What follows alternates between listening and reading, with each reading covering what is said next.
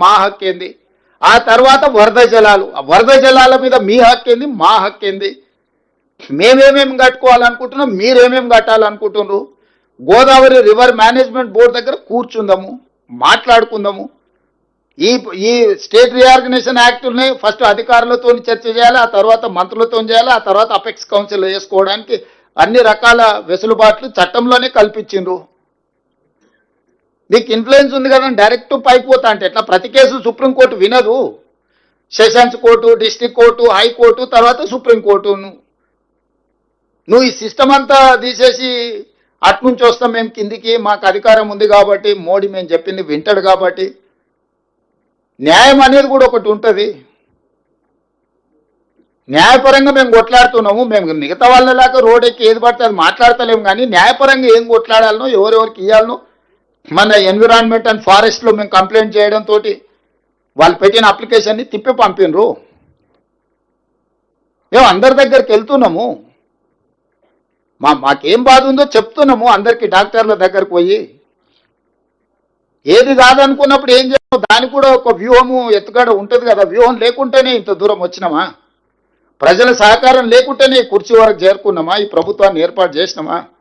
తెలంగాణ ప్రజల హక్కులను కాపాడటానికే కదా తెలంగాణ రాష్ట్రం ఇచ్చింది కాంగ్రెస్ పార్టీ.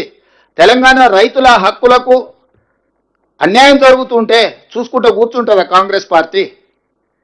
మీరేంది మాకు చెప్పేది? సలహా ఇవ్వండి, సూచన చేయండి, సహేతుకమైన విధానంతో ముందుకు రండి. అసూయతోని, అక్కస్తోని, అహంభావంతో, అహంకారంతో ఏం మాటలు అవి? అట్లాంటి మాటలకు సమాధానం చెప్పడానికి మా దగ్గర లేరనుకుంటుర్రా? మా ఒక్క మందుల సామెలు చాలు, మేము అందరం అక్కర్లేదు. ఒక మందుల సామెలు నువ్వు పంపిస్తే చాలు, నీకు నీ తాతకు 3 తరాలకు సమాధానం చెప్తాడు. అది కాదు కదా. మేమేదో గౌరవంగా చట్టసభలలో చర్చిద్దాము, రండి మీరు పెద్ద మనుషులు, మీరు మీ అనుభవాన్ని చెప్పుదురండి అని మేము అంటుంటే అదేదో మా చేతకంతనం అనుకొని తలా తోక లేకుండా మాట్లాడి, తలా తోక లేకుండా మాట్లాడితే తోక కత్తిరించే తెలుసు. ఒకవేళ నీకు తెలియకపోతే మీ నాయన అడుగు, ఏం చేస్తే ఏమైందో మీ నాయన ఇప్పుడు ఏడున్నాడో. నాకు చికాకు కలిగించొద్దు, నాకు చికాకు కలిగిస్తే మళ్ళీ అది బాగుండదు. నేను చదవడం మొదలు పెడితే మళ్ళీ అది మంచి కూడా ఉండదు. ఏదేమైనా కృష్ణా నది జలాలలో, గోదావరి నది జలాలలో తెలంగాణ హక్కులను ఎవ్వరికి తాకట్టు పెట్టము. ఎంతటి వారు వచ్చినా ఎవరితోనైనా నిటారుగా నిలబడి కొట్లాడతాము. ప్రజలు ఒక విశ్వాసంతో, నమ్మకంతో మాకు అవకాశం ఇచ్చిండ్రు. శాశ్వతంగా చరిత్రలో గొప్పగా నిలిచిపోయే విధంగానే మా విధానము, మా ఆలోచన, మా పోరాటం ఉంటుంది.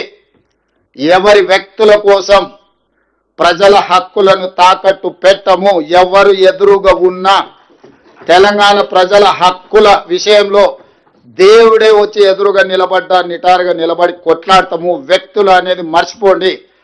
తెలంగాణ హక్కులకు అన్యాయం జరుగుతుంది చేస్తామని దేవుడు ఎదురుగా నిలబడ్డా కూడా దేవుడినైనా ఎదురించి తెలంగాణ ప్రజల తరఫున నిలబడే బాధ్యత మాది, మా మంత్రి వర్గాన్ని.